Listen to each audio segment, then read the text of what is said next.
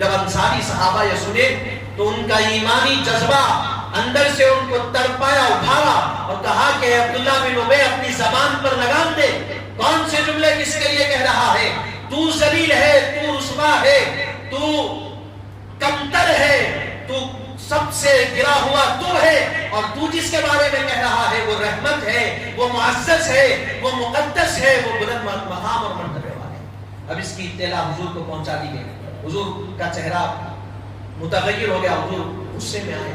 حضرت عمر نے تلوار نکالی، کہا حضور حکم دے، میں ابھی اس کی گردن اڑا دوں گا۔ حضور نے فرمایا کہ عمر نہیں، اجازت نہیں ہے، چھوڑ دو۔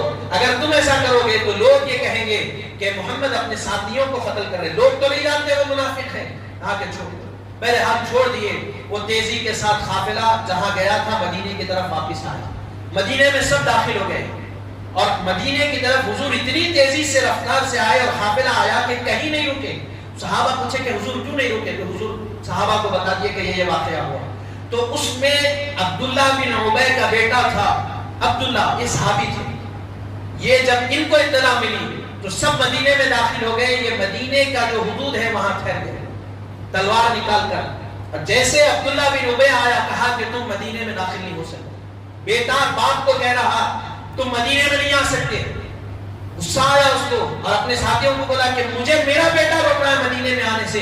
کہا اگر تم نبی کی بے ادبی کیے تو میں تم کو روکوں گا نہیں، بلکہ یہ تلوار سے میں تم کو قتل کر دوں گا، تم مدینے میں نہیں آ سکتے۔ ہاں مدینے میں وہی آ سکتا جو حضور کی عزت کرنے والا، عظمت کرنے والا، احترام کرنے والا۔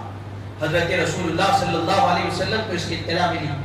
رسول اللہ نے کہا کہ عبداللہ چھوڑ دو، آنے دو مدینے میں۔ حاضرین محترم ذرا سوچو آپ، کوئی اگر کسی کے خلاف بولے تو کون اس کو اتنا معاف کرتا؟ حضور اتنا معاف کیے کہ خود کا بیٹا خلاف ہو کر ٹھہر گیا کہ نہیں آنا، داخل نہیں ہو سکتے، لیکن حضور فرما رہے اے عبداللہ معاف کر دو۔ یہ حضور کی عفو درگزری کا معاملہ۔ کوئی ذاتی رقیق حملے بھی کرتا تو حضور عفو درگزر کر دیتے۔